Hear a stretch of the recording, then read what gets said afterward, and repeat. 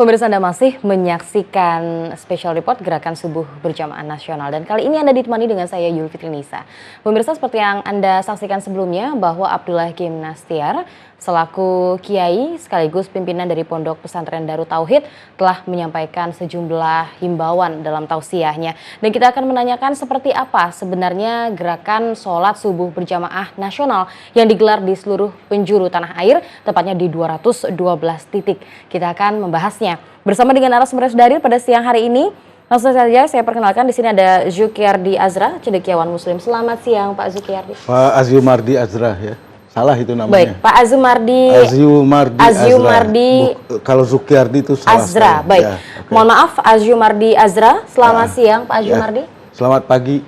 Terima kasih. Masih jam 8 ya. Ya, baik. Pak, saya dipanggil Pak Azra aja. Baik Pak Azra, kami mohon maaf sebelumnya terjadi kesalahan.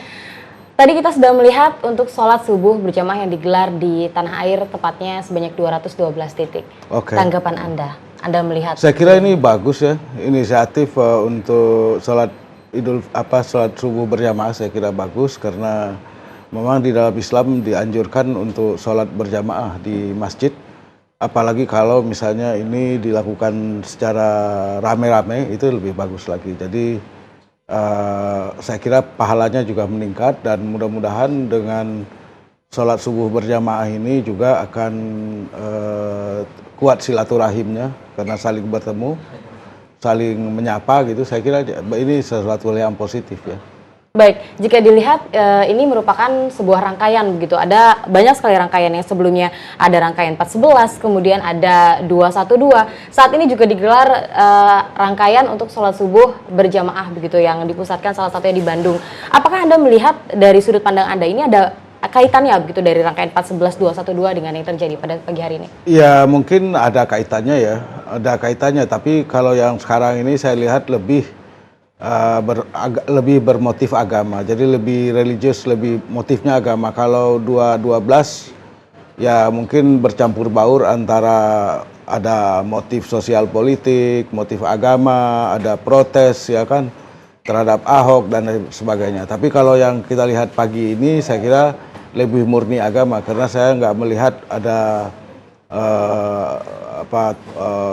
agenda-agenda politik, seruan-seruan politik. Saya kira sejauh yang saya ikuti saya nggak lihat itu. Jadi ini lebih murni agama, lebih saya kira bertujuan untuk meningkatkan amal ibadah, untuk meningkatkan kesalehan, untuk meningkatkan silaturahim, untuk meningkatkan juga saya kira persatuan dan kesatuan. Apalagi kemudian kita lihat di dalam pertemuan ini bahkan gubernurnya Aher memakai ikat kepala merah putih. Saya kira bagus. Jadi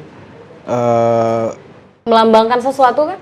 Iya, ini melambangkan ada integrasi antara keislaman dan keindonesiaan. Jadi acaranya adalah acara keislaman, dalam hal ini adalah salat subuh berjamaah, tapi pada saat yang sama juga simbol-simbol kenegaraan, simbol-simbol kebangsaan, dalam hal ini merah putih juga kita lihat. Tapi meskipun memakai simbol merah putih, bendera merah putih, saya nggak melihat ini sebagai sesuatu hal yang bersifat politik ya, politik kekuasaan ataupun politik yang terkait dengan isu-isu tertentu dalam bidang politik. Baik Pak Azra, tadi juga kita lihat begitu, bahkan untuk Kapolri sendiri, Jenderal Tito Karnavian ini datang. Apakah ini ada kaitannya terkait dengan tadi Anda tidak melihat begitu simbol-simbol kekuasaan? Saya kira sebetulnya kalau semakin banyak pejabat ikut di dalam, terutama tentu saja yang beragama Islam ya, seperti Pak Tito ya. Kalau dia ikut acara-acara keumatan seperti ini saya kira bagus ya. Sehingga kemudian memang antara umara itu para pemimpin, termasuk dalam hal ini Presiden Jokowi sampai kepada Kapolri, menteri-menteri, pada satu pihak dengan ulama pada pihak yang lain, di situ ada Agim dan lain sebagainya, para ulama dan juga ada umatnya. Saya kira kalau ini sering dilakukan ya saya kira bagus, sehingga kemudian menciptakan saling pengertian, saling pemahaman di antara para umara, para pemimpin dengan para ulama. Nah kalau ini bisa diciptakan saya kira bagus untuk kemajuan bangsa dan negara kita, sebab kalau umara dan ulama itu tidak cocok atau bahkan mungkin konflik, itu akan menimbulkan masalah-masalah Seperti yang sering kita lihat di tempat-tempat lain di luar Indonesia, apakah di Timur Tengah, di Asia Selatan, atau di Afrika, itu sering terjadi konflik seperti itu. Dan kalau konflik itu terjadi antara umara dengan ulama, itu tidak menguntungkan bagi negara bangsa secara keseluruhan. Baik, jika dilihat di Indonesia jumlah umat muslim ini sangat besar.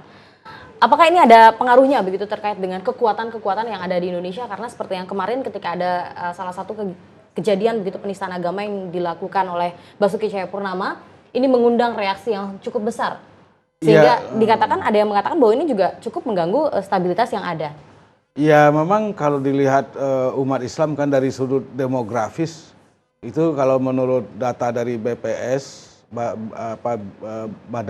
Biro Pusat Statistik, Badan Pusat Statistik, itu sekitar 88,2% dari total penduduk Indonesia yang sekarang itu 255 juta.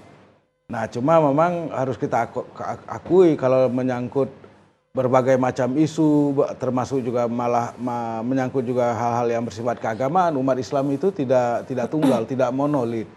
Jadi ada perbedaan-perbedaan pandangan, perbedaan sikap, ya kan, sehingga memunculkan berbagai ormas di Indonesia. Ormas Islam, ada NU, ada Muhammadiyah, ada Al-Wasliyah, Persis, dan lain sebagainya, banyak sekali. Semua ormas ini sebetulnya mencerminkan keragaman. Jadi kalau dikaitkan dengan isu yang muncul belakangan ini, terutama terkait dengan Ahok, umat Islam juga tidak monolitik ya. Tentu saja banyak yang memprotes, tapi juga ada yang memprotes juga tersinggung perasaannya, tetapi tidak sampai kemudian ketika Ahok minta maaf, mereka menganggap itu sudah selesai. Jadi tidak perlu lagi, tunggu saja proses-proses hukum yang terjadi. Ya, ada umat Islam yang berpendapat seperti itu. Tapi juga ada yang ingin lebih dari itu. Misalnya Ahok sudah dinyatakan tersangka dan sebagai tersangka ya harus langsung ditahan misalnya. Ada juga yang berpendapat seperti itu. Jadi tidak seragam pandangan-pandangan itu, tidak monolit. Ada perbedaan-perbedaan sikap gitu ya di antara umat Islam sendiri. Nah, sebetulnya itu tidak terelakkan ya karena visi perspektifnya berbeda-beda. Nah, yang penting dilakukan. Oleh karena itu perbedaan itu memang tidak bisa dielakkan. Karena sikap seseorang atau seseorang muslim atau kelompok muslim juga sangat dipengaruhi oleh pemahaman keislamannya, oleh ideologi yang terkait dengan Islam dan lain sebagainya itu. Sehingga kemudian yang penting dilakukan, karena memang perbedaan keragaman, kebinekaan tidak bisa dielakkan di kalangan umat Islam sendiri, maka yang diperlukan itu adalah sikap tasamuh ya.